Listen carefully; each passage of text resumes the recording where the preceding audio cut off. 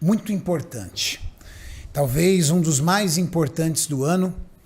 E muita gente especulando, poxa, como é que vai ser esse Ironberg? Será que os caras vão lá passar um pano? Ih, lá vai vir conversinha. Pessoal, primeira coisa, ninguém vem aqui passar pano para nada, porque quem acompanha o nosso trabalho sabe que nós realizamos abertamente um trabalho de comunicação, de informação, de prevenção, de esclarecimento do esporte, da nutrição, da fisiologia e até da farmacologia.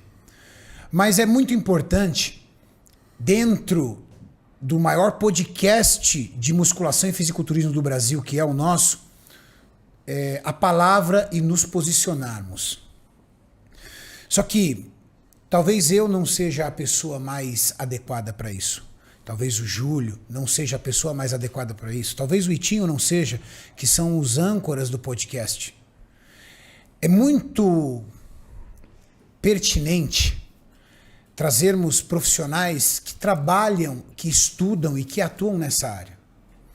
Mas não para vir aqui trazer para vocês panos quentes ou para fazer algum tipo de apologia ao uso de esteroide. Então não é nenhum dos dois lados.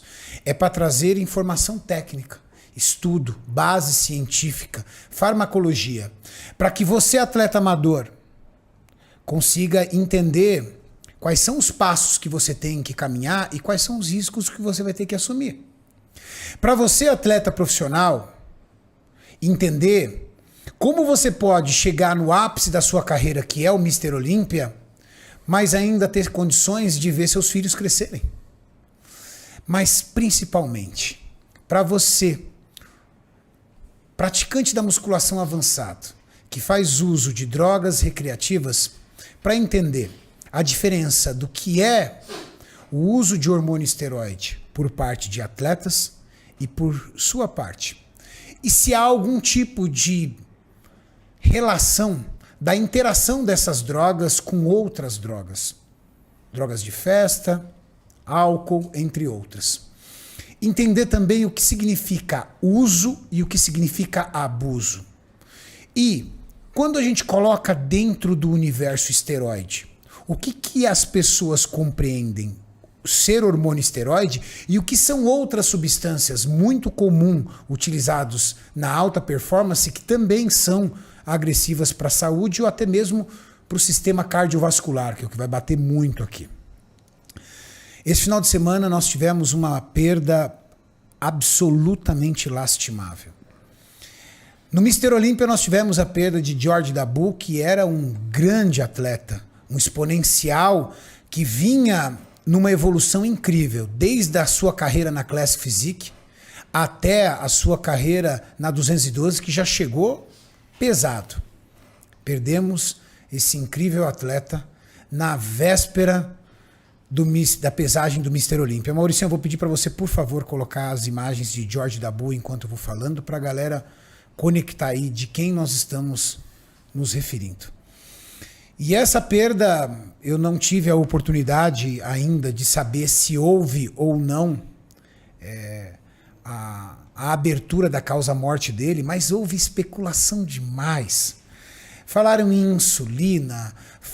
Eu acho pouquíssimo provável, porque todos sabem que George Dabu tinha profunda dificuldade para bater as 212 libras. Numa véspera de pesagem, um atleta utilizar insulina é esquisito. Se ele tem dificuldades para bater peso. Mas isso não é um assunto para mim, é um assunto para o Gabriel Kaminski, que é um preparador de atletas, a gente vai falar sobre isso.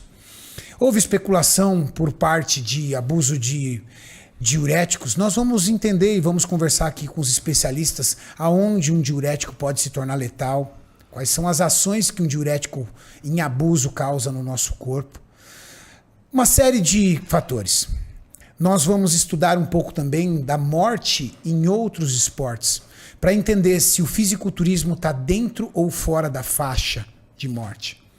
E se ela está fora da faixa de morte, principalmente pelo risco cardíaco, nós temos aqui duas autoridades, em especial Dr. Lucas Caseri. Dr. Lucas Caseri, na minha opinião e na opinião da maioria das pessoas, é o maior especialista, médico especialista no estudo e pesquisa de hormônio esteroide. É um escritor de livros, muito reconhecido por nós experts, Júlio, Kaminski e todos os outros experts que vocês viram aqui nessa mesa, tem ele como uma referência nesse assunto. Doutor, muito obrigado pelo seu pronto aceito ao nosso convite. Renato, obrigado. Uma honra muito grande, uma felicidade poder estar aqui. Que eu acompanho, eu falo, agora eu vou ficar sentado na mesinha aqui, rindo com a galera aqui também.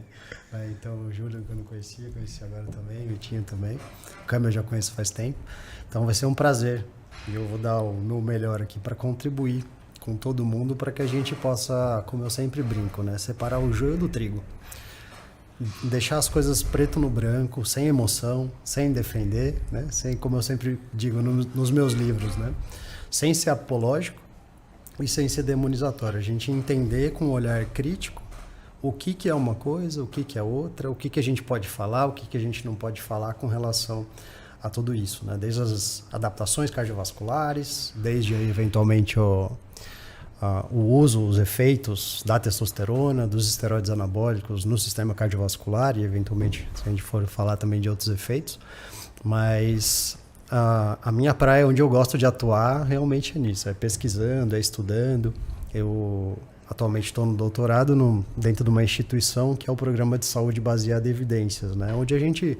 A maestria lá de aprendizado é para a gente desenvolver uma adequada avaliação crítica dos estudos científicos que estão sendo publicados, né? O que de bom a gente pode extrair e o que de ruim que a gente não deve pegar para a gente com relação a isso. Então, super feliz de estar aqui. Obrigado pelo convite. Um prazer. Doutor, você tem livros publicados sobre isso. Eu gostaria que você falasse um pouco dos livros, o título dele e o que esses livros trazem. Eu, particularmente, tenho um dos seus livros que eu tive a oportunidade de adquirir e é um livro meu, um livro que me ajudou muito dentro do meu conhecimento em relação a essa parte farmacológica. Bom, eu tenho hoje 4 livros e está saindo o 5º daqui a mais ou menos uma semana e meia, né? Que, como todo filme, muitas vezes, né? O que sai depois, na verdade, deveria ter sido o primeiro. Né? Que esse que vai sair o próximo agora, que eu vou falar agora, é o Revolução Anabólica.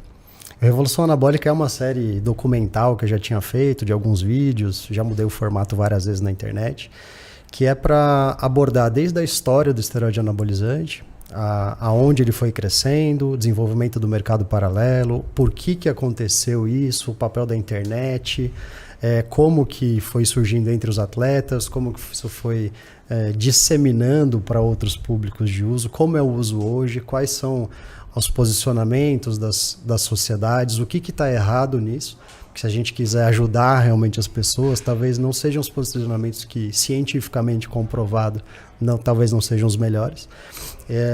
Entre outras coisas, assim, do combinado de fatores, sejam drogas de má qualidade, sejam abusos com outras drogas que nem você citou também, drogas de festa, né, drogas que muitas vezes são mais causadoras de eventos adversos graves do que o próprio esteroide anabólico. Então, a revolução anabólica, na verdade, né, o título do livro, é uma mudança de visão sobre esse universo de esteroide anabólico, até para leigos e para profissionais, para que a gente possa desconstruir isso. Não que não é uma apologia, mas e sim uma visão retirada da emoção, de ela não ser apológica nem demonizatória, para a gente olhar e falar, tá, vamos resolver isso aqui? Vamos melhorar para todo mundo? Porque não adianta médico ficar batendo de um lado, criminalizando de um lado, e as pessoas ficarem sem assistência. Né? Muitas vezes essa demonização empurra as pessoas mais para a falta de orientação, quando a gente devia fazer um movimento contrário. Né? Que vários países, estava discutindo com o Cami lá embaixo, né? Uma política de contenção de danos, de trazer, por exemplo, para perto do consultório. Eu prefiro muito mais, em vez de bater, vamos dizer assim, né? Em alguém que está usando esteroide ou que está abusando, eu prefiro trazer para o meu consultório. Eu prefiro trazer para perto, por quê? Porque eu tenho condição de orientar, eu tenho condição de falar. Né? Muita informação poderia ser dada. Então, eu brinco que é um efeito pedra no lago fazer isso. Porque se eu estou no consultório, eu consigo atingir uma pessoa por hora ali.